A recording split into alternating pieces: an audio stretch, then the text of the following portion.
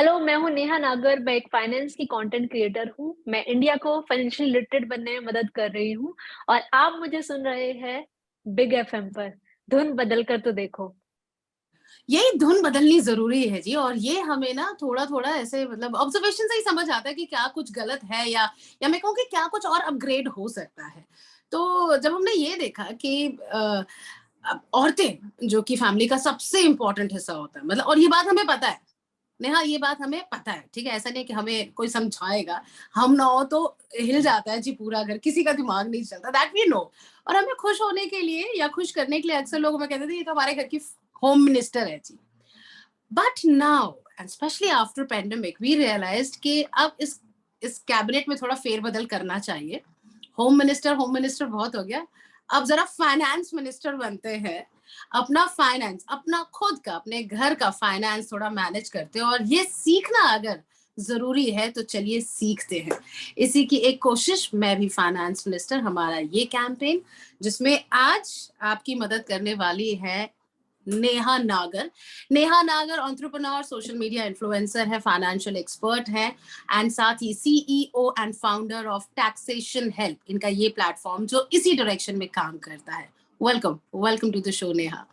Thank you Rani. I am very excited to be part of this initiative. तो भाई looking आपकी forward. Qualification देखकर तो मैं एकदम हैरान हूँ कि मतलब ये तो पढ़ते जा रही है, पढ़ते जा रही है। सो एमबीए देन सीए, हालांकि सीए आप कंप्लीट नहीं कर पाई थी, and then 2020 happened in your life and you suddenly realise कि मुझे सोशल मीडिया इन्फ्लुएंसर बनना है और लोगों को फाइनेंशियल आप कैसे इक्विप्ड हो सकते हैं, लिटरेट हो सकते हैं, ये बताना है। तो ये जरूरत आपको महसूस क्यों हुई? क्यों क्यों करना था? कुछ भी कर सकती थी। लॉकडाउन में हर कोई कुछ ना कुछ नया ट्राई कर रहे थे ना। जैसे कोई कुकिंग सीख रहा था, कोई डांसिंग, क्योंकि हमारे पास ना हमारे लिए वक्त आ गया था। तो हम्म। और कुछ टाइम पहले ही मैंने अपना खुद का टैक्स फर्म भी चालू किया था। 9-10 महीने हुए थे, जिसमें हम सर्विसेज दे रहे थे आईटीआर जीएसटी रिलेटेड। अब लॉकडाउन आ गया तो फिर थोड़े सर्विसेज जो क्लाइंट्स से कम हो गए, क्योंकि हम्म। लोगों ने सर्विसेज लेना थोड़ा पॉज कर दिया, घर से निकलना बंद कर दिया। पैसे ही नहीं मिल रहे हैं। टैक्स कहाँ से देंगे? या एक्चुअली में या तो फिर मैंने कहा कि यार कुछ अपना मार्केटिंग के लिए कुछ नया करना पड़ेगा। तो जैसे हम खाली टाइम में टिकटॉक स्क्रॉल करते थे, तो मैं भी कर रही थी। तो मुझे रियलाइज हुआ कि यार जितना भी कंटेंट है ये शॉर्ट वीडियो प्लेटफॉर्म्स पर, सारा का सारा कंटेंट ही एंटरटेनमेंट, कॉमेडी, डांस, म्यूजिक, इन सब के बारे में है। बट एक्चुअली जिस फील्ड से मैं आती हूँ, फाइनेंस, उस फील्ड से रिलेटेड कोई कंटेंट है ही नहीं। हार्डली 1% भी नहीं था। बहुत ही कम क्रिएटर थे, वो भी स्पेसिफिक फाइनेंस में नहीं बना रहे थे। टेक का ज्ञान दे रहे थे या फिर normal general knowledge, but specifically tech finance में कोई नहीं था। तो आई थॉट कि ये कुछ बड़ा अपॉर्चुनिटी हो सकता है। और मैंने ज्यादा नहीं सोचा, एक दिन मेरे आइडिया आया, नेक्स्ट डे मैंने वीडियो बनाया एलटीआर जीएसटी क्या होता है। और उसी वक्त सरकार ने एमएसएमई पैकेजेस लॉन्च किए थे, आत्मनिर्भर भारत पैकेजेस। तो काफी लोगों को उसकी अंडरस्टैंडिंग नहीं थी कि कैसे वो लोन्स को अवेल कर सकते हैं, जो छोटे बिजनेसेस के लिए गवर्नमेंट कम रेट पर लोन दे रही है, बिना किसी कोलेटरल के, बिना किसी सिक्योरिटी के। तो मैंने उन पर फिर 4-5 वीडियो बनाए कि ये वाला जो सीडीबी का स्कीम है, या ये वाला जो ये है, ये आप ऐसे क्लेम कर सकते हैं, इस बिजनेस के लिए ले सकते हैं। एंड यू वुडंट बिलीव, मतलब मुझे खुद विश्वास नहीं हुआ, मेरी पहली ही टॉप जो पहली 3 वीडियो थी उनमें से ये 1 मिलियन क्रॉस कर गई थी। तो मुझे इतना शौक लगा ना कि यार मैंने तो बस ऐसे ही कर दिया था। मतलब ऐसे सच मैंने सोचा नहीं था कि मुझे क्रिएटर बनना है। मुझे बस आइडिया आया कि यार मैं कुछ कर सकती हूँ, जिसमें मैं पढ़ाई लिखाई करी है, जिसमें मेरा पूरा बैकग्राउंड है उससे रिलेटेड। और मुझे व्यूज भी आ गए, एक एक महीने में 1 लाख फॉलोअर्स, 3 महीने में 3 लाख वाह। फॉलोअर्स। तो इतना बहुत तेजी से मैं ग्रो कर रही थी। तो फिर मुझे रियलाइज हुआ कि अच्छा, जब तुम एंट्री कर लेते हो किसी इंडस्ट्री में, देन यू स्टार्टेड एक्सप्लोरिंग कि ये पूरी इंडस्ट्री कितनी बड़ी है और कितनी बड़ी होने वाली है। Then I started taking content creation very seriously. And first एम तो था कि अपने बिजनेस को प्रमोट करेंगे। एंड सेकंड एम, जब मुझे क्वेश्चन दिखने लगे ना लोगों को, मतलब छोटे, हमें लगता है कि यार ये तो सबको पता ही होगा इन्फ्लेशन क्या होता है, ये तो कंपाउंडिंग क्या होती है, सबको पता ही होता है। बट एक्चुअली में जब मैं कमेंट देखती थी ना, मुझे लगता था, तब मुझे रियलाइज हुआ कि यार यहाँ तो बहुत ही ज्यादा गैप है अभी। इंडिया में, तो यहाँ पर तो बहुत कुछ किया जा सकता है। बहुत सारे टॉपिक्स पे लोगों को लिटरेट बनाया जा सकता है, पढ़ाया जा सकता है, एजुकेट किया जा सकता है। तो वहां से फिर मुझे और क्वेश्चन पूछे लोगों ने, फिर और वीडियोस बनाई, तो ऐसे मेरी जर्नी स्टार्ट होगी as a content creator. It's a beautiful journey Neha. जैसे मैं आपको सुन ही रही थी तो मुझे समझ आ रहा था कि हाउ इट जस्ट हैपन, एक आइडिया आया कि अरे ऐसा कुछ करते हैं, बैठे बैठे क्या करें, चलो अंताक्षरी खेलते हैं, वैसे राइट। से कुछ तो शुरू हुआ। बट कैसे वो टुवर्ड्स पर्पस गया, जहां आप, जैसे मेरा पर्सनली नेहा ये मानना है कि आप कुछ भी कीजिए, ऑब्वियसली हर इंसान अपने फायदे के लिए तो शुरू करता है, लेकिन उसमें अगर थोड़ा फायदा भी सोसाइटी का हो जाए, आप सोसाइटी को बदले में कुछ दे देना, तो वो काम अपने आप बड़ा हो जाता है और आपको समझ नहीं आता। सो शायद भाई एग्जैक्टली आपके साथ भी हुआ। So now I am trying to imagine कि कैसे कैसे आपने कैमरा रखा होगा और बोल दिया होगा, पीछे का बैकग्राउंड थोड़ा सा देखा नहीं होगा, या कोई यू नो नाउ आप जब एक लाइक प्रॉपर जानी मानी सोशल मीडिया इन्फ्लुएंसर बन गई हैं, सो अब कितना बदल गया है जी, कंटेंट आपका कितना बदल गया है, या मैं कहूँ कंटेंट को प्रेजेंट करने का तरीका कितना बदल गया, कितनी बिजी रहती है आजकल उसमें? कंटेंट की बात करूं, प्रेजेंटेशन की बात करूं, तो जब मैंने स्टार्ट किया था ना, तो I was not very confident about my looks या फिर वॉइस को लेकर। तो मैं कुछ ना कुछ फिल्टर यूज किया करती थी, और हम्म, मतलब मेकअप तो मैं तब भी बहुत कम यूज करती थी, बट मुझे लगता था फिल्टर से काम चल जाएगा, मेकअप की जरूरत नहीं है। तो मुझे कमेंट्स भी आते थे कि why do you use filter, but फिर भी मुझे व्यूज आ रहे थे। तो मुझे रियलाइज हुआ कि यार, लोगों को ना तुम कैसे दिखते हो, तुम्हारी आवाज कैसी है, उससे फर्क नहीं पड़ता है। लोगों को फर्क पड़ता है कि तुम क्या प्रेजेंट कर रहे हो, कंटेंट क्या है तुम्हारा। लवली। तो हाँ, तो स्टार्टिंग मैंने की थी फिल्टर यूज करके, वॉइस मॉड्यूलेशन थोड़ा बहुत एडिटिंग में चेंज करके। इन शॉर्ट नाम का एक फ्री वीडियो एडिटिंग प्लेटफॉर्म है, ऑनलाइन फोन पे डाउनलोड हो जाता है, तो वो मैं यूज किया करती थी सब चीजों के लिए। तो 1 साल तक मैं पूरा एक्सपेरिमेंट करती रही कि अच्छा ऐसे नहीं, अब ऐसे। पीछे व्हाइट प्लेन बैकग्राउंड हुआ करता था, ऐसा कुछ इक्विपमेंट भी नहीं थे मेरे पास, जो नॉर्मल हम फोन यूज करते हैं एंड्रॉइड का, वही फोन था मेरे पास। तो मुझे रियलाइज भी नहीं हुआ एक्चुअली में कि मुझे थोड़ा अपग्रेड करने की जरूरत है, या फिर मुझे लग रहा था कि यार सही तो चल रहा है, मेरे को फॉलोअर्स भी मिल रहे हैं, व्यूज भी मिल रहे हैं। बट 1 साल बाद जब बहुत सारे फाइनेंस इन्फ्लुएंसर्स आ गए, क्योंकि तब तो एकदम भरमार हो गई थी 2021 में, तो मैंने कहा कि यार अब थोड़ा अपग्रेड करने की जरूरत है, क्योंकि अब थोड़ा डिफरेंशिएशन भी जरूरी है कि तुम नेहा नागर हो या तुम्हारा कंटेंट अलग है। तो तब फिर आई स्टार्टेड नोटिसिंग कि हाँ यार, अब थोड़ा बैकग्राउंड भी ठीक कर लेते हैं, वॉइस भी नॉर्मल नेचुरल रखते हैं, कुछ एडिटिंग नहीं। तो इस तरीके से मेरा प्रेजेंटेशन बदला, बट अगेन ज्यादा डिफरेंस नहीं है, बस थोड़ा बहुत जो मैं लुक्स या वॉइस को लेकर इनसिक्योर थी अपने बारे में, वो इनसिक्योरिटी चली गई है, क्योंकि इवेंचुअली आई रियलाइज कि कंटेंट ही पावर है, कंटेंट ही मेन है। एंड देन अभी क्या है कि अभी क्योंकि मैं लॉन्ग वीडियोस ही बना रही हूँ, शॉर्ट वीडियोस ही बना रही हूँ, एंड देन कुछ इवेंट्स भी होते हैं, जैसे ये इंटरव्यू मैं कर रही हूँ, तो कभी ना कभी हर दूसरे तीसरे दिन कुछ ना कुछ होता है। तो मीनवाइल ओ यानी बीच में मेरा वीडियो भी जाएगा, ओ मैं ठीक से बैठ जाऊँ। मिलियंस ऑफ हाँ। फॉलोअर्स, ओ यस। हाँ, तो मतलब दिखाना होता है कि क्या कर रहे हैं हम, तो या स्टोरीज में या I keep sharing with my followers कि हाँ ये चल रहा है मेरे साथ। तो अभी पूरा दिन ऐसे ही जाता है। आपने शेड्यूल के बारे में बात की, जैसे अगर हम सुबह उठे तो पूरा प्लान कर ले कि भाई आज ये चीजें करनी है। अब उसमें पूरे दिन में बस एक टारगेट होता है कि एक वीडियो निकल जाए, बाकी सारे काम के साथ, जैसे बिजनेस है या मीटिंग्स है या फिर इंटरव्यूज है, उनके साथ बस एक वीडियो निकलने का टारगेट होता है रोज का, कि ये निकल जाए तो मुझे लगता है कि हाँ भाई आज दिन सही गया है। जिस दिन मेरी वीडियो नहीं बनी, उस दिन मेरे को एंग्जाइटी हो जाती है, प्रॉब्लम हो जाती है कि यार आज वीडियो क्यों नहीं गई है। बट मतलब व्यूज आए ना आए मुझे इतना फर्क नहीं पड़ता एक्चुअली, मैं सच कहूँ तो मुझे फर्क पड़ता है कि मैं डेली वीडियो बना रही हूँ कि नहीं। मेरी वाओ। डेली एक वीडियो बन गई, मैं सेटिस्फाइड हूँ। अब मैं ऑडियंस के ऊपर छोड़ती हूँ कि उसको पसंद आए कि नहीं पसंद आए, ऑल्दो मैं पूरा कोशिश करती हूँ कि जो मेरा टॉपिक है, जो मेरा प्रेजेंटेशन का तरीका, सब कुछ ऑडियंस की डिमांड पे है। Like I keep reading comments, मतलब ये मेरी स्टार्टिंग से आदत है कि मैं कमेंट्स पढ़ के ही सब कुछ करती हूँ। मतलब मैं जनरली, मैंने बहुत इन्फ्लुएंसर्स को कहते हुए सुना है कि कमेंट वो लोग नहीं पढ़ते हैं, और कमेंट पढ़ने से शायद वो डिस्ट्रैक्ट हो जाते हैं, क्योंकि नेगेटिव कमेंट्स भी होते हैं। बट मुझे लगता है कि मेरा जो पूरा सोर्स ऑफ इंफॉर्मेशन है या source of ideas of content है, वो सारा कमेंट से ही आता है। तो आई कीप रीडिंग इट कि अच्छा अब इस बारे में लोग ऐसा बोल रहे हैं। ऑल्दो स्टार्टिंग में मैं थोड़ा बहुत इफेक्ट होती थी नेगेटिव कमेंट्स पे, बहुत ज्यादा, थोड़ा बहुत नहीं, but after 6 month of content creation मुझे फिर आदत पड़ने लगी चीजों की कि this is normal and this is how, मतलब ऐसा मेरा कंटेंट क्रिएशन का जर्नी है। एक प्रोसेस होता है बेसिकली, वो प्रोसेस में एक बार आप सिंक हो जाओ तो फिर तो। बट कंटेंट की राइट। हमने बात की, सो एज यू सेड कि जब आपने शुरू किया था तब हार्डली लोग सोशल मीडिया पर इसके बारे में बात करते थे, जबकि जरूरत है, लाइक पैसा हर जरूरत की शुरुआत है, सोर्स है, राइट। बट 21 में एज यू सेड कि एकदम से बहुत सारे लोग आ गए। उस टाइम पर नेहा नागर अलग ही रहे, यूनिक ही रहे, डिफरेंशिएट किया जा सके उन्हें आसानी से, उसके लिए आपने अपने कंटेंट को क्या डायरेक्शन दी थी? मैं बहुत इन्फ्लुएंस्ड हूँ बॉलीवुड से, और इंडिया में दो अच्छा। ही चीजें चलती है, या तो बॉलीवुड चलेगा या क्रिकेट चलेगा। तो हम्म। क्रिकेट को मैं फाइनल के साथ मर्ज तो नहीं कर सकती थी, तो हालांकि इसीलिए वो, नंबर्स वहां है। हाँ नंबर्स तो है, बट फिर मैंने बॉलीवुड का सहारा लिया कि थोड़ा सा अपने आप को डिफरेंशिएट करने के लिए I can pick Bollywood characters और उनके थ्रू मैं एक्सप्लेन कर सकती हूँ। तो चाहे बाबू राव है, तारक मेहता का उल्टा चश्मा है, दया बेन है, बहुत सारे ऐसे कैरेक्टर्स फिर मैंने यूज किए और पसंद भी आए बहुत ऑडियंस को, क्योंकि मैं एक टाइम था 600K पे अटक गई थी, लाइक अटकना मतलब कि काफी टाइम तक 4-5 महीने तक मेरे वही थे। बट सिंस मैंने अपने आप को इनोवेट किया, नए तरीके से प्रेजेंट करना स्टार्ट किया, तो फिर वो 600K से 1 मिलियन भी बहुत जल्दी हो गए थे।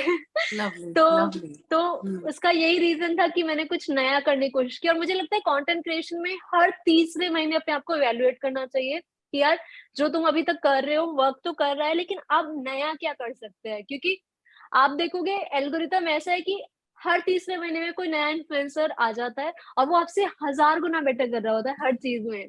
तो आपको भी अपने आप को अपडेट करने की बहुत जरूरत है। मैंने तो 2 साल में यही ऑब्जर्व किया है, क्योंकि शॉर्ट वीडियो प्लेटफॉर्म से फाइनेंस इन्फ्लुएंसर नहीं थे, लॉन्ग वीडियोस में थे, रचना मैम, प्रांजल मैम, अंकुल वारिको सर भी आ गए थे, बहुत सारे थे फाइनेंस में लॉन्ग वीडियोस में। शॉर्ट में नहीं था जब मैंने कोई स्टार्ट किया, तो मेरे पास उस वक्त एडवांटेज था कि मैं कुछ भी प्रेजेंट कर दूं, लोग व्यूज दे देंगे और सिंपली तरीके से बोल दूं। बट फिर जब 2021 में बहुत सारे इन्फ्लुएंसर्स आ गए, तो डिफरेंशिएट करने के लिए मैंने रियलाइज किया कि यार हर तीसरे महीने कुछ ना कुछ नया। जैसे एक टाइम था, मैंने म्यूजिक का सहारा लिया कि म्यूजिक चला दिया और उस पर एक्सप्लेन कर रही हूँ कुछ, जैसे वोडाफोन का, ये जो भी लेटेस्ट न्यूज आती थी आरबीएल की वगैरह, तो म्यूजिक के थ्रू कर रही हूँ। 2-3 महीने मैंने वो ट्राई किया। फिर मैंने नॉर्मल ये बॉलीवुड का या तारक मेहता का वो ट्राई किया। फिर उसके बाद केस स्टडीज ट्राई की। तो हर तीसरे महीने चेंज चेंज, लेकिन वो जो एक इसेंशियल होता है आपका, जिससे लोग पहचानते ही नेहा नागर है, वो रखा अपने, समझाने का तरीका वो सेम रखा, बाकी सब थोड़ा बहुत चेंज करती रही। लवली। तो चलिए, इन्फ्लुएंसर्स के लिए तो बहुत सारे टिप्स हो गए, अब लाइक आम जनता की भी थोड़ी सी बात हो जाए, कुछ फाइनेंशियल टिप्स हो जाए।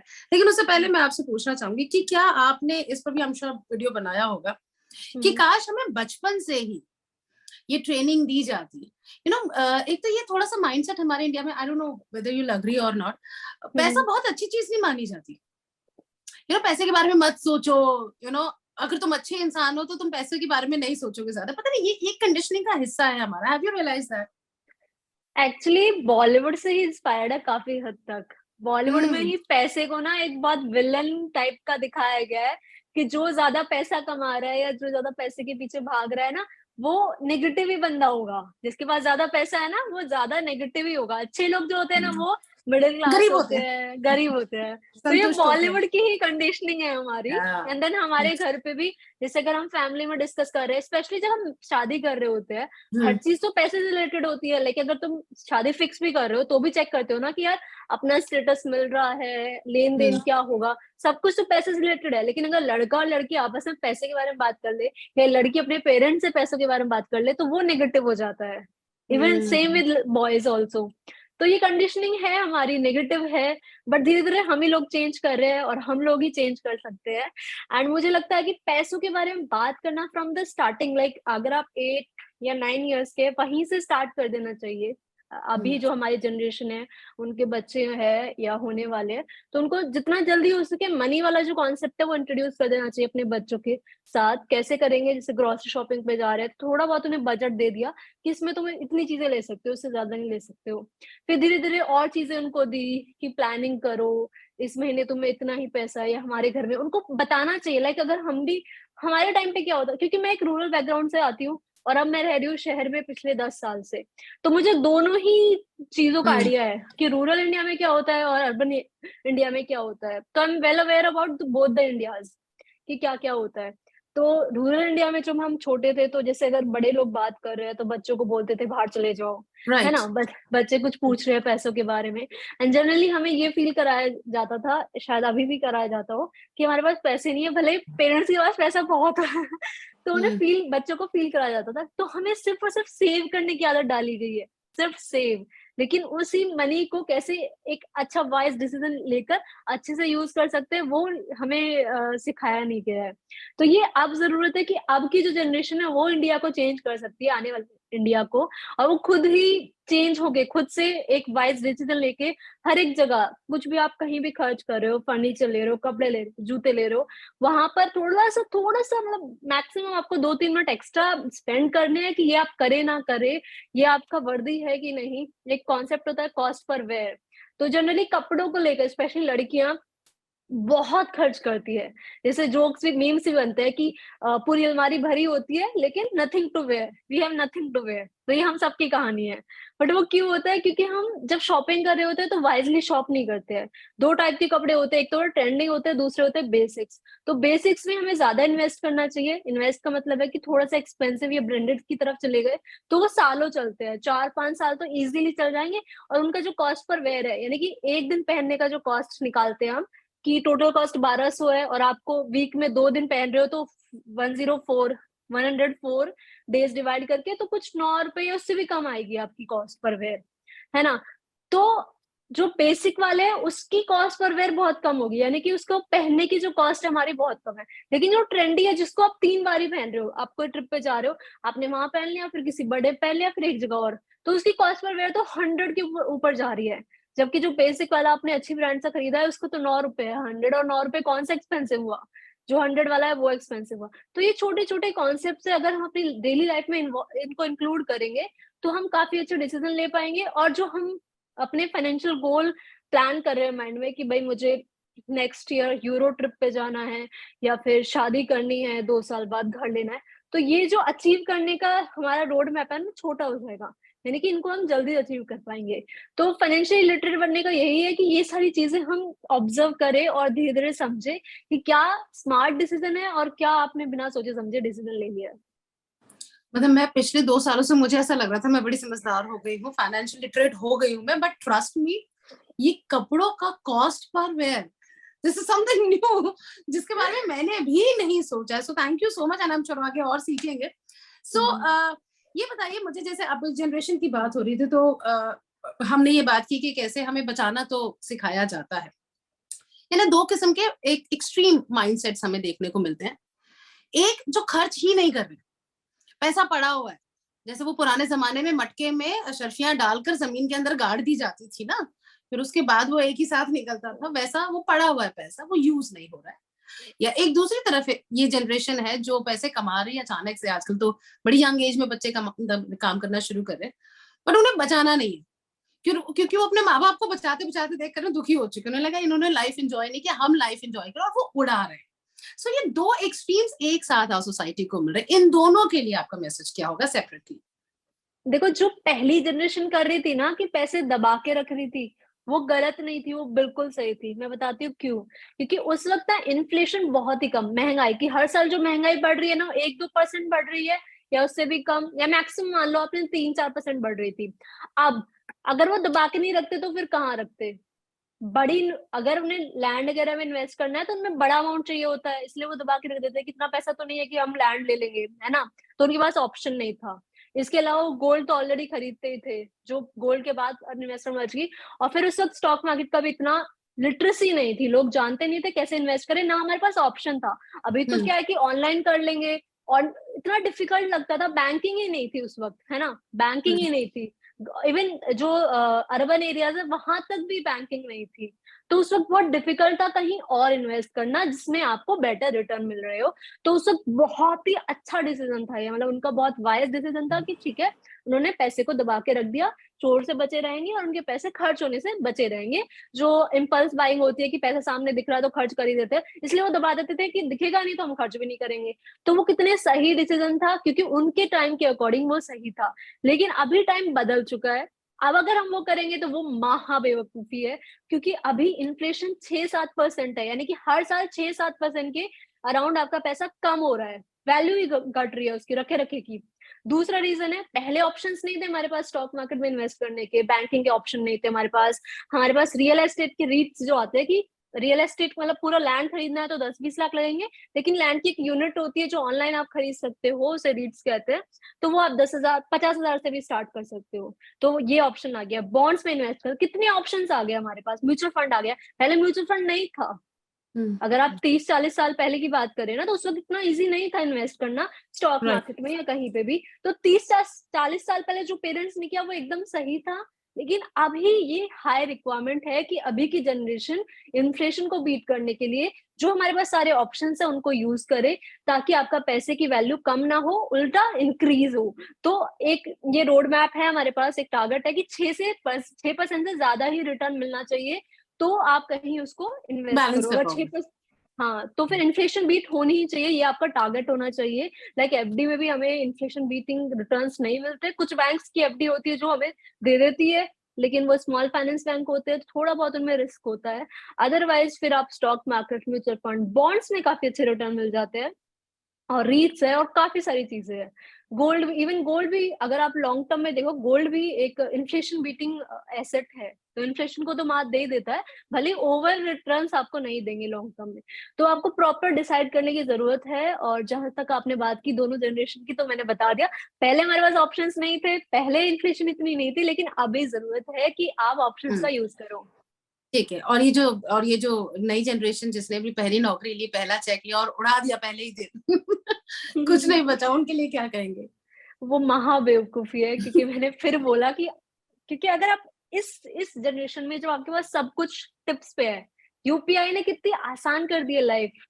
एक अगर मैं अपनी क्रिएटर क्रिएटर जर्नी का, सक्सेस का क्रेडिट दूं तो यूपीआई को भी दूंगी, क्योंकि यूपीआई की बदौलत ही घर घर डीमैट मतलब हर लोगों ने खोल लिया, म्यूचुअल फंड इन्वेस्टमेंट करना इतना इजी हो गया, सब कुछ इजी हो गया, तो इस वजह से भी लोग फाइनेंस के बारे में और जानना स्टार्ट कर दिया। तो अगर इस वक्त भी आप ऐसा कर रहे हो बिना सोचे समझे कि सैलरी आई हो पूरी खर्च कर रहे हो, तो बहुत गलत कर रहे हो अपने साथ। क्योंकि अभी जैसे इन्फ्लेशन की मैंने बात की, ऐसे ही मेडिकल इन्फ्लेशन 14% है, बहुत ज्यादा है वो। 14% बहुत ज्यादा होता है। ऐसे ही आप एजुकेशन इन्फ्लेशन की बात करो या किसी भी और आप पर्टिकुलर कोई चूज करो, तो वहां इन्फ्लेशन और भी ज्यादा मिलेगी आपको रिटेल से। एंड आपको फिर ये भी प्लान करना, ऐसा नहीं कि पहली सैलरी आई आपने उड़ा दी, लेकिन आपको ये भी तो देखना है कि नेक्स्ट सैलरी, फिर नेक्स्ट ईयर क्या करना है आपको, घर भी लेनी है, गाड़ी भी लेना है, तो उनका आप पहले से प्लान करोगे तो आपके लिए वो अचीव करना बहुत जरूरी हो जाएगा। जैसे कि अगर अभी आपके जॉब लगी है, लेकिन अगर अभी आप शिफ्ट हुए हो सिटी में, या सिटी में आपका घर नहीं है पहले से, तो आपको 5 साल 10 साल में घर तो लेना ही होगा ना। लेकिन अगर आप उसकी प्लानिंग पहले से कर देंगे तो वो आप बहुत जल्दी ले पाओगे, 10 की जगह 4 साल में या 5 साल में ले पाओगे। बट अगर आप प्लानिंग ही नहीं करोगे तो 10 की जगह वो 15 साल भी शिफ्ट हो जाएगा, क्योंकि आप बिना सोचे समझे खर्च कर रहे हो। तो बहुत जरूरी है कि आपको फाइनेंशियल प्लानिंग करनी चाहिए, जैसे ही आपकी जॉब लग रही है, जैसे ही आप अर्निंग के बारे में सोच रहे हो, तुरंत फाइनेंशियल प्लानिंग करो कि भाई मेरी ना इस वक्त इतने पर मंथ की इनकम है। अब इस इनकम में से पहले मैं बजटिंग करूंगा कि इस इनकम में से 50% तो मेरा खर्च हो जाएगा मेरी नीड्स में, कि बिल दे दिया, रेंट दे दिया, रिचार्ज कर दिया। फिर बाकी का 30%, क्योंकि मैं अभी यंग हूँ और मुझे थोड़ा खर्च करने का शौक है, जैसे मैंने ब्रांड्स पे खर्च कर दिया, जूतों का बहुत शौक होता है लड़कों को, तो जूतों पे खर्च कर दिया, ठीक है, वो 30% सैलरी का मैक्स टू मैक्स, वो हर महीने आपने उन चीजों पे खर्च किया, और 20% तो आप सेव कर रहे हो। अब ये जो 20% आप सेव कर रहे हो ना, यही आपको आपके सारे गोल से मीट कराएगा, कि आप गाड़ी लेना चाहते हैं, घर लेना चाहते हैं, आप इंटरनेशनल ट्रिप पे जाना चाहते हैं, फिर शादी भी होती है, फिर बच्चों की एजुकेशन हो, फिर पेरेंट्स का रिटायरमेंट हो, इतने बड़े बड़े माइलस्टोन अचीव करने हैं हमें अभी। और अगर आप पहले ही सैलरी को ऐसे उड़ा दोगे तो फिर आपके जो हैबिट है वो नहीं बन पाएगी बजटिंग की। तो सबसे पहला यही है कि सैलरी आए ना आए, अगर आप फाइनेंशियल लिटरेट होना चाहते हो, अगर आप फाइनेंशियली फ्री होना चाहते हो कि पैसों के ऊपर ज़्यादा डिपेंडेंट ना हो, तो फाइनेंशियल प्लानिंग करो, बजटिंग करो, गोल सेट करो। और गोल कैसे सेट करने हैं कि ये मेरा गोल है, मुझे इस साल तक ये अचीव करना है और इसके लिए मुझे इतना पैसा चाहिए होगा। अब मैंने डिसाइड कर लिया कि मेरी 2 साल बाद शादी होनी है, उसमें मुझे 10 लाख रुपए चाहिए होंगे। अब 2 साल बाद 10 लाख ही चाहिए, वो भी इन्फ्लेशन कॉस्ट भी हमें मेजर करनी होगी कि 2 साल बाद शायद 10 की जगह मुझे 12 या 13 लाख चाहिए होंगे या उससे भी ज्यादा चाहिए होंगे। तो वो मैंने अमाउंट कैलकुलेट कर लिया। अब वो SIP कैलकुलेटर्स आते हैं कि हर महीना कितना इन्वेस्ट करूं कि ताकि उस अमाउंट तक मैं रीच कर पाऊं। तो ऑन एन एवरेज आप ले लो कि आपकी जो इन्वेस्टमेंट रिटर्न्स होंगी वो 9% के आसपास होगी। तो 9% अगर आप कमा रहे हो तो 2 साल में आपका कितना इकट्ठा हो जाएगा इतना इन्वेस्ट करने, लाइक 30,000 पर मंथ इन्वेस्ट कर रहे हो या 20,000 पर मंथ, तो 2 साल में वो फिगर आप अचीव कर पाओगे कि नहीं, या फिर आपको इन्वेस्टमेंट का अमाउंट बढ़ाना पड़ेगा, 30 की जगह 50,000 पर मंथ करना पड़ेगा, 3 की जगह 5 करना पड़ेगा। तो ये सब तभी क्लैरिटी आती है जब आप प्लानिंग करते हैं। और क्लैरिटी आना बहुत जरूरी है क्योंकि आप फिर लाइफ को ना थोड़ा इजी लेने लगोगे। अदरवाइज आपने खर्च कर दी पूरी सैलरी, फिर एंग्जाइटी होगी, टेंशन होगी कि यार मेरा तो कुछ बचता ही नहीं है, मैं तो कुछ कर ही नहीं पाता हूँ, मेरी तो लाइफ निकली जा रही है, मैं तो अभी जवान हूँ, मैं तो कुछ कर ही नहीं पा रहा हूँ, मैं तो बूढ़ा हो जाऊंगा, फिर क्या ही घूमूंगा, क्या ही कुछ करूंगा। लेकिन अगर आप पहले से फाइनेंशियल प्लान बना के चल रहे हो ना कि हाँ 2 साल बाद ये है, 5 साल बाद मुझे ये करना है, 6 साल, चाहे वो थोड़ा बहुत साल आगे पीछे हो जाए, लेकिन आपको जब ये क्लैरिटी होगी ना कि यही मेरा रोड मैप है, ये चीजें मुझे करनी है, मतलब मैक्सिमम इतना करनी है, शायद ये पहले भी हो जाए अगर आप प्लानिंग ठीक से करो। तो आप सोचो लाइफ में कितनी क्लैरिटी होगी आपके पास। आप जो टेंशन लेते हो ना छोटी छोटी बातों का कि जॉब चली गई या ये चीजें, तो इनसे आप थोड़ा सा बच जाओगे कि राइट चलो मेरे पास राइट कुछ है अभी। और आपको ये भी पता लग जाएगा कि आपकी जो करंट इनकम है उससे आप वो सारी चीजें अचीव कर पाओगे कि नहीं। फिर आपको हाथ पैर मारने की जरूरत है कि आपके पास सेकंड सोर्स ऑफ इनकम हो, कि अभी आपने 1 साल ये जॉब कर ली, इसमें सेटल हो गए, अब इसके साथ साथ और क्या कर सकता हूँ मैं, थोड़ी जो सेविंग है उसको कहाँ इन्वेस्ट करके और कितना कहीं से कुछ रिटर्न कमा सकता हूँ, या कोई और बिजनेस कर सकता हूँ, या कुछ भी साइड हसल। तो वो सब तभी होता है जब आपके पास फाइनेंशियल प्लान होता है।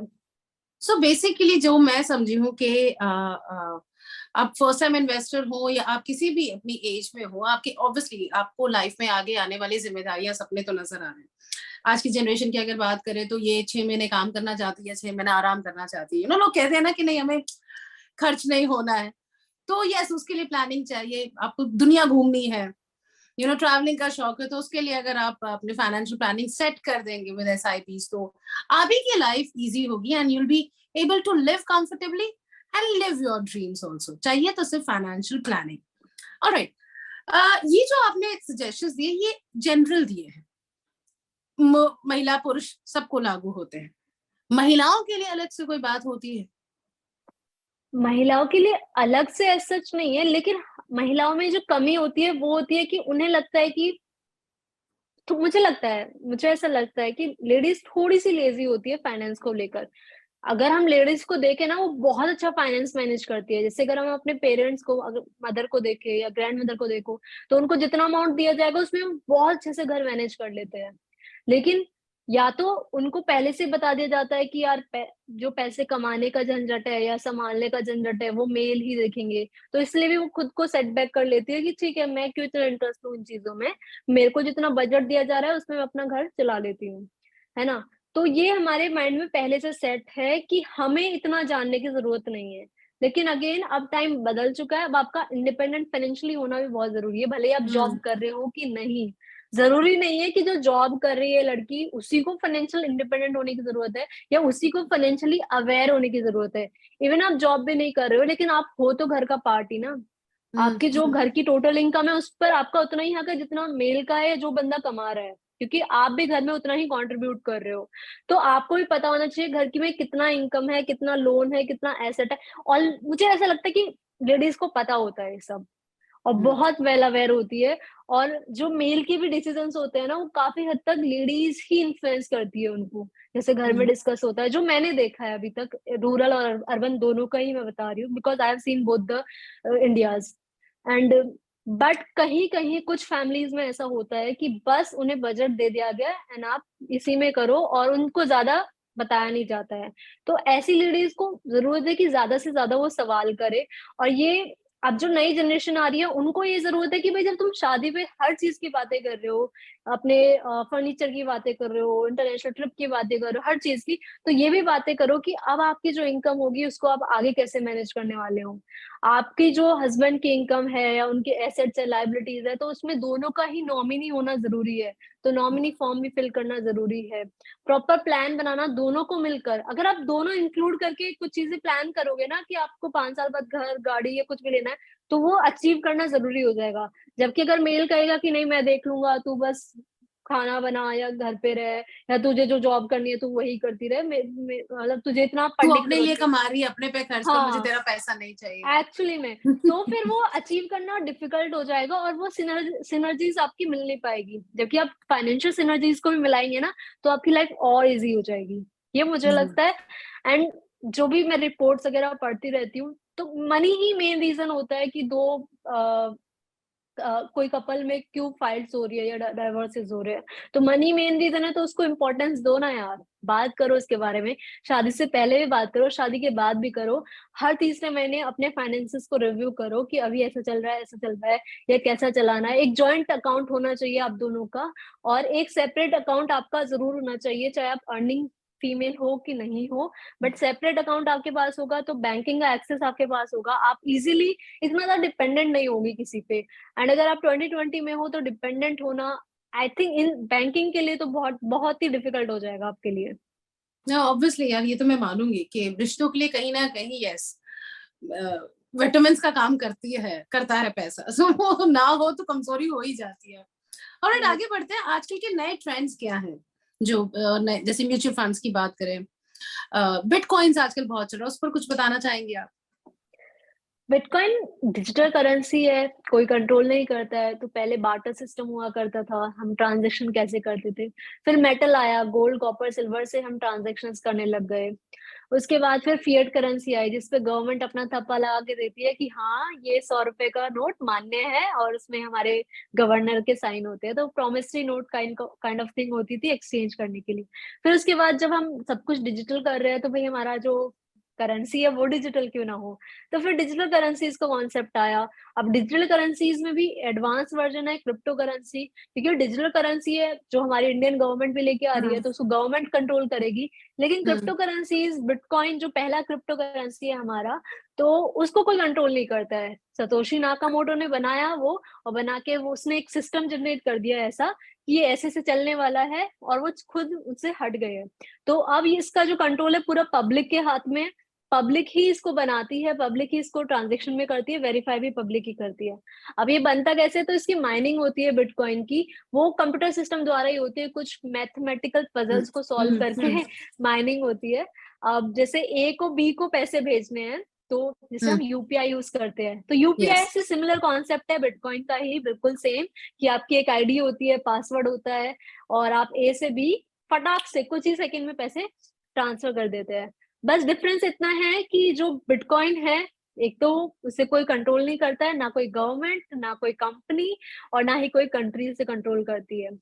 दूसरा डिफरेंस ये है कि यूपीआई में हमें पता लग जाता है कि इस आईडी के पीछे कौन है। जैसे अगर मेरी आईडी है नेहा नागर एट डॉट डॉट डॉट, तो पता लग जाएगा इजीली, कि गवर्नमेंट मैंने पता नेहा को लगा। पैसे दिए। हाँ, इजीली गवर्नमेंट ही पता लगा सकती है, कोई पता लगा सकता है कि ये कौन था। लेकिन बिटकॉइन में क्या होता है, क्रिप्टो करेंसी से पता ही नहीं लग सकता कि ये किसने किसको पैसा दिया। बस वो ट्रांजेक्शन दिखती है ब्लॉकचेन पर। ब्लॉकचेन होता है एक लेजर की खाता, जिसमें पूरी ट्रांजेक्शंस रिकॉर्ड होती है कि इसने इसको पैसा दिया। तो उस लेजर को कोई भी एक्सेस कर सकता है, क्योंकि कोई किसी का एक कंपनी का कंट्रोल तो है नहीं। तो पूरा पब्लिक कोई भी कंप्यूटर सिस्टम लेकर ब्लॉकचेन को ज्वाइन करके, उस लेजर को ज्वाइन करके वो सारी ट्रांजेक्शन देख सकता है। और जब ए बी को पैसा भेज रहा है, तो इस ट्रांजेक्शन को वेरीफाई करने के लिए कि भाई ए 50,000 भेजना चाहता है बी को, तो क्या ए के पास 50,000 है, क्या बी की ये आईडी ठीक है। तो ये सब वेरीफाई करने के लिए हम माइनर्स होते हैं जो ब्लॉकचेन को एक्सेस करके ये ट्रांजेक्शन को वेरीफाई करते हैं कि हाँ हाँ ये ठीक है, चलो भेज देते हैं पैसे। तो उन्होंने वेरीफाई कर दिया। अब जो वेरीफाई किया है हमने, कंप्यूटर सिस्टम लेकर इतना मैथ पजल सॉल्व करी है, तो उसका हमारे पास रिवॉर्ड क्या आएगा, तो उसके रिवॉर्ड में हमें बिटकॉइंस मिलते हैं। तो ये पूरा सिस्टम ना बना के चले गए सतोशी नाकामोटो। एंड अब ये खुद पब्लिक चला रही है। कोई भी इसमें ज्वाइन कर इन्वेस्टमेंट सकता कितना है। सेफ है? इन्वेस्टमेंट सेफ है, अक्सर लोग पूछते हैं। इन्वेस्टमेंट सेफ नहीं है, इसमें बहुत रिस्क है। क्यों? क्योंकि 2021 में ये $69,000 पहुंच गया था, अब वापस से 15, 16, 17 हजार पे चल रहा है। तो आप देखो ना कि, और उस वक्त क्रेज कितना था, क्योंकि मैं भी उसी टाइम पे इन्फ्लुएंसर बनी थी, तो उस वक्त कितना क्रेज था ना, लोग जानना चाहते थे बिटकॉइन क्या होता है, एनएफटी क्या होता है, वेब3 क्या होता है। तो मैंने भी बहुत वीडियोस बनाई है एजुकेशन के लिए कि ये ऐसे होता है, क्या होता है। बट उस वक्त जब ये क्रेज चल रहा था तो $69,000 चला गया विद इन जस्ट 6-7 मंथ, फिर वापस से धड़ाम से गिर गया वो। तो ऐसा ऐसा नहीं कि पहली बार हुआ है बिटकॉइन की जर्नी में, जब से ये स्टार्ट हुआ 2009 से, ये बार बार होता आया है। 2013, 2018, फिर 2020 में भी बिल्कुल सेम था। 3 लाख से बिटकॉइन 22 लाख पहुंच गया था 2020 में। मतलब इतना तगड़ा इन्वेस्टमेंट रिटर्न दिया 2020 में, फिर 2021 में और डबल ट्रिपल बहुत पैसा कर दिया। अनप्रेडिक्टेबल है, बहुत बहुत अनप्रेडिक्टेबल बहुत है, बहुत और कोई वोलेटाइल कंट्रोल है, नहीं कर रहा। यस। कोई मतलब कंट्रोल बहुत नहीं कर पैसा रहा। चाहिए ताकि थोड़ा पैसा डूब भी जाए तो ठीक है। अदरवाइज एक्चुअली आपको it's not a safe investment. या और एक एक टर्म मैं काफी टाइम से सुन रही हूँ, and I really want to know कि what it is exactly. Economy की अगर बात करें तो अक्सर लोग कहते हैं कि वी आर अप्रोचिंग टुवर्ड्स के इकोनॉमी। वो क्या है? अब बात तो कर रहे हैं रिसेशन की भी, कि रिसेशन आने वाला है। तो कई टाइप की इकोनॉमी होती है कि रिकवरी कैसे करते हैं हम इंडस्ट्रीज में। अब रिसेशन की बातें हो रही है तो काफी सारे, वर्ल्ड बैंक है हमारे, आईएमएफ है, तो काफी काफी जो भी ऑर्गेनाइजेशन है, सबने कहा है कि रिसेशन होने वाला है। अब के शेप हम इंडिया की रिकवरी को किस लिए बोल रहे हैं कि हमारे, भले ही रिसेशन आएगा भी तो हम बहुत जल्दी रिकवर कर लेंगे। तो हमारे में रिकवरी के चांसेस बहुत हाई है, क्योंकि हमारा इंडिया को बहुत सारी चीजों का सपोर्ट है। पहला तो पॉपुलेशन, हमारे पास यंग पॉपुलेशन है। दूसरा, हमारे पास जो हम टेक्नोलॉजी यूज कर रहे हैं, या मैन्युफैक्चरिंग हो, या किसी भी सेक्टर की बात करें, काफी सारे सेक्टर्स में हम वर्ल्ड में लीडिंग पे आ रहे हैं। तो इसीलिए हमारे इंडिया को स्पेसिफिकली रिसेशन का डरने की जरूरत नहीं है। और अब आप मार्केट को भी देख लो, क्योंकि रिसेशन की जब बात करते हैं लोगों को लगता है कि इन्वेस्टमेंट गिरने वाली है, लेकिन अभी 2 दिन पहले ही निफ्टी ने ऑल टाइम हाई को क्रॉस किया है ना। तो रिसेशन की बात हम कब से सुन रहे हैं, जब ओमिक्रॉन वेरिएंट आने वाला था ना, तो उस वक्त बहुत रिसेशन की बातें हो रही थी, तो काफी लोगों ने अपने जो पोर्टफोलियो वगैरह सेल आउट भी कर दिए थे। लेकिन अगेन हमने कल परसों ये देखा कि फिर से मार्केट जो है हमारी रिकवर कर रही है और ऑल टाइम हाई पे पहुंच गई है।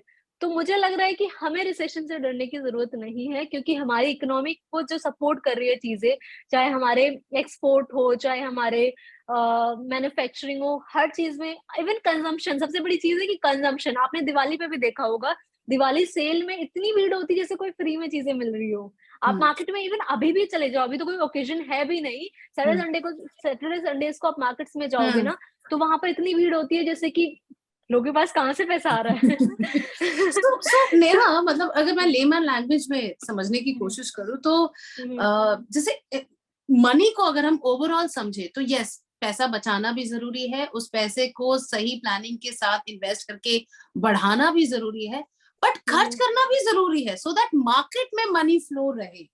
यू नो, आप अगर सब अपना पैसा बचा कर ही या सिर्फ बढ़ाने पर ही ध्यान देंगे और खर्च नहीं करेंगे, तो डिमांड सप्लाई जैसी चीजें जो है इस इन्फ्लेशन के रेट को लेकर आती है। तो money is something which we really need to understand, right?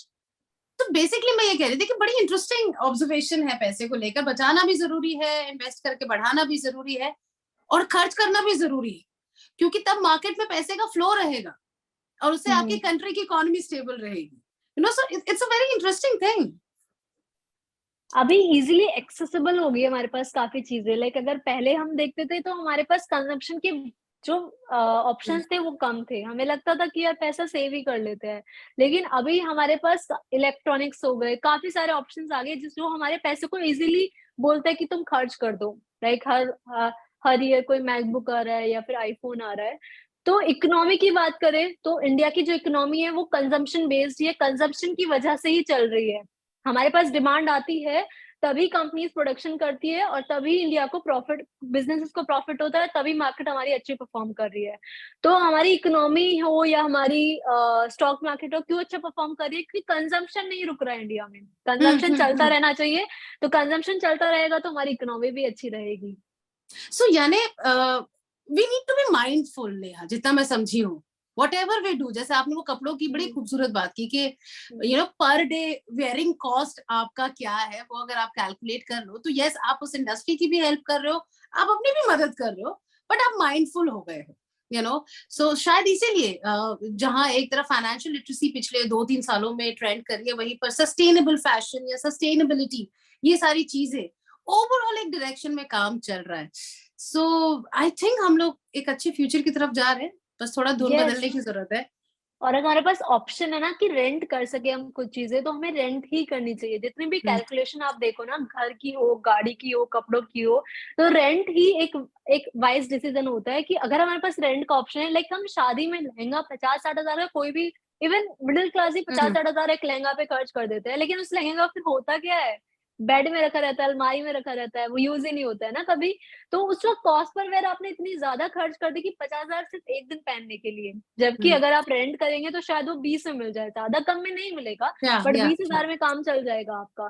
तो जहां रेंट के ऑप्शन है, इवन फर्नीचर रेंटिंग इतना अफोर्डेबल हो गया है अब, क्योंकि हम फर्नीचर भी एक्चुअली में ना कंजम्पशन इतना बढ़ गया ना इंडिया का, क्योंकि हम लोग ना बहुत डिमांडिंग हो गए हैं कि अच्छा अब ना इस टाइप के बेड का ट्रेंड चल रहा है ना, तो हमें रिप्लेस कर देना चाहिए। अब वो खरीदा था आपने बेड 50 हजार का, अब लेकिन आप वो बेचने जाओगे तो आप बहुत सस्ते में बेचोगे उसको, है ना। तो आप कितना नुकसान कर रहे हो ट्रेंड्स के चक्कर में। तो अगर आपके पास रेंट का ऑप्शन है तो 3 साल रेंट करो फर्नीचर, फिर चेंज कर दो, कॉस्ट आपकी बहुत ही कम हो जाएगी।